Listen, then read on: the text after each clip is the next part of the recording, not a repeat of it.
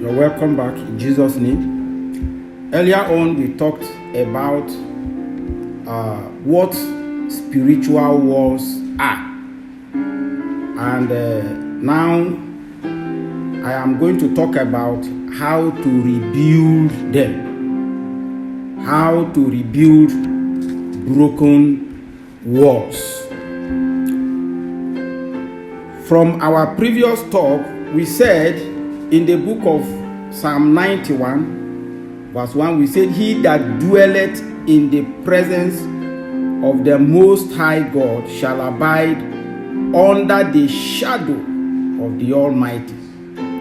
And he shall say of him, he that dwelleth in the secret place of the Most High shall abide under the shadow of the Almighty. And I will say, he is my refuge and my fortress, my God, in him I trust." So when your wall is broken, the first thing you need to do is to rebuild the presence of God in your life. You need to rebuild the presence of God in your life. You can do this, one, by separating yourself. Nothing builds the presence of God in the life of a person like when you learn how to separate yourself. As a believer, you should grow to a stage whereby you know how to separate yourself. Separate yourself to pray. Separate yourself to study. Separate yourself to commune with God in one way or the other. You cannot just be a believer that just you go to church routinely and come back routinely. You only attend prayers, maybe public prayers, organized prayers. You need to have a separate time with God. You should learn how to cultivate your own relationship with God. Build your private relationship with God. These are some of the things that can build your presence with God. You must learn how to spend time with God. Hours. You can start maybe a minute and you increase. You increase and grow the time to the extent that you can reach so many hours frequently. This thing is very, very important because God wants privacy. God wants your privacy with him. If you look at the men in the Bible who have developed serious relationship with God, they are people who have separated themselves to seek God. If you look at the life of David, David is a man that is fond of separating himself to pray and to have time with God. So brothers and sisters, we need to cultivate this attitude in our life. In our studies, you can choose a study. You can choose a particular topic that you study. You study it, continuously until you grasp an understanding of that topic. You should also learn how to pray. Your prayer life, there are different kinds of prayers. Learn how to practice different kinds of prayers in your secret place. That is how you grow. You must rise up and build your own life. Don't depend on either your mentor. Whatever your mentor teaches you, you need to come and put it into practice by yourself, you alone. These are the things that builds our wall. These are the things that builds our relationship with God and makes our walls to be stronger or to be strong. And when we have this relationship with God, it is very difficult for the enemy to break into our life. Number 2, the psalmist says, the Lord is my shepherd. That is Psalm 23. He said, the Lord is my shepherd, I shall not want. When you make God to be your shepherd, how do you make God to be your shepherd? Is learning how to surrender your life, learning how to trust God, learning how to be obedient to the word of God, learning how to obey your mentor, learning how to obey anything that has to do with godliness, any instruction, any advice, any counsel that is related to the word of God. Learn how to align yourself with the word of God. Learn how to align yourself with his ways, with his teachings, with anything that has to do with God. By doing this, you are making God your shepherd.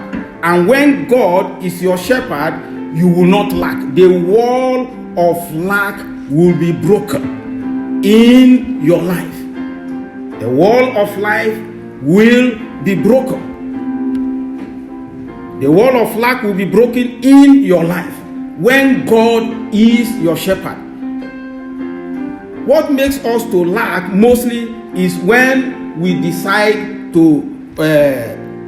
when we decide to fight on our own terms, on our own understanding. The Bible says we should not lean. It said, trust in the Lord with what? With all your heart, and lean not unto your own understanding. So until you learn how to lean onto the principles of the Bible, that is when you are allowing God to be your shepherd. And when God is your shepherd, he will lead you beside the still waters. He will restore your soul. He will lead you in the path of righteousness for his name's sake. And yet though you walk through the valley of the shadow of death, you will never fear any evil. Why? Because he is your shepherd. So allow God to be your deciding factor. Even our Lord Jesus Christ, okay, even when he was going to the cross in Gethsemane, he prayed. Okay, he prayed. He said, "Though Lord, this thing is not." He said, "Father, if thou be willing, remove this cup from me. Nevertheless, not my will." This is somebody who is so submitted to the will of God. And he said, even though this thing is difficult, even though I'm going to feel pain, but it is not my will. Let your will be done. When you are ready to go through anything for the sake of God, for the sake of the gospel, then you are totally yielded to God, and your wall will be fortified. It will be difficult for the enemy. No wonder after this prayer, you see what happened. He was able to go through the crucifixion without anything. But the disciples who refused to pray, who refused to follow him to pray, they failed.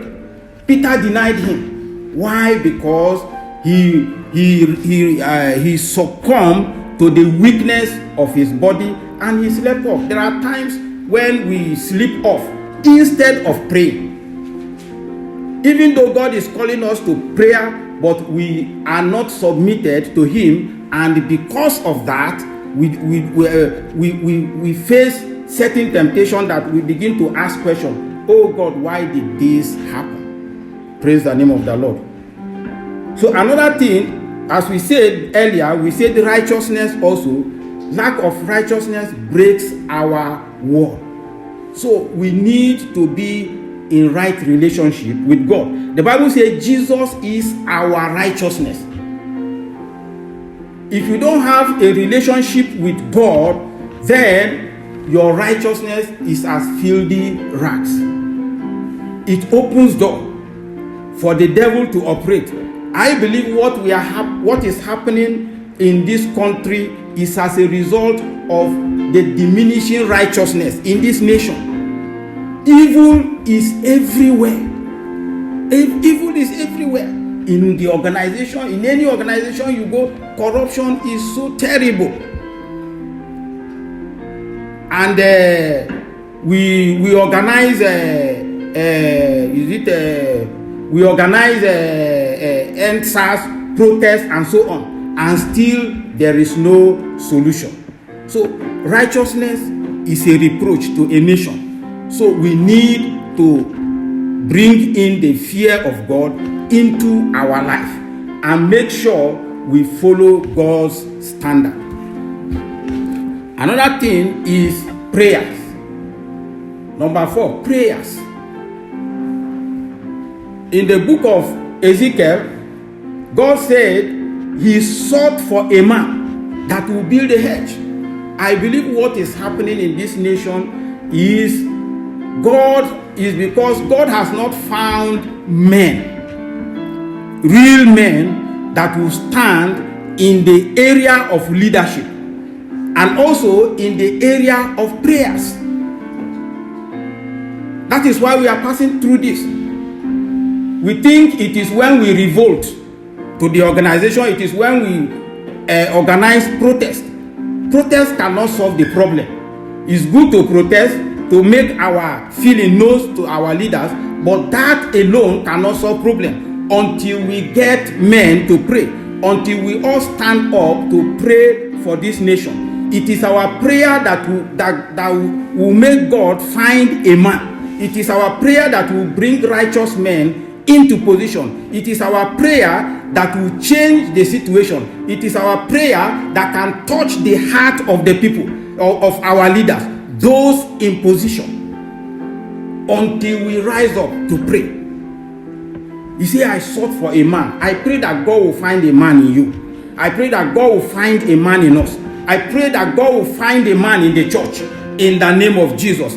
I pray that this country, there will be a revival as a result of God finding a man that will call upon his name. He said, if those people that are called by the name of the Lord shall pray concerning the nation, he said he will hearken. So prayer is very, very important. I pray that God will help us.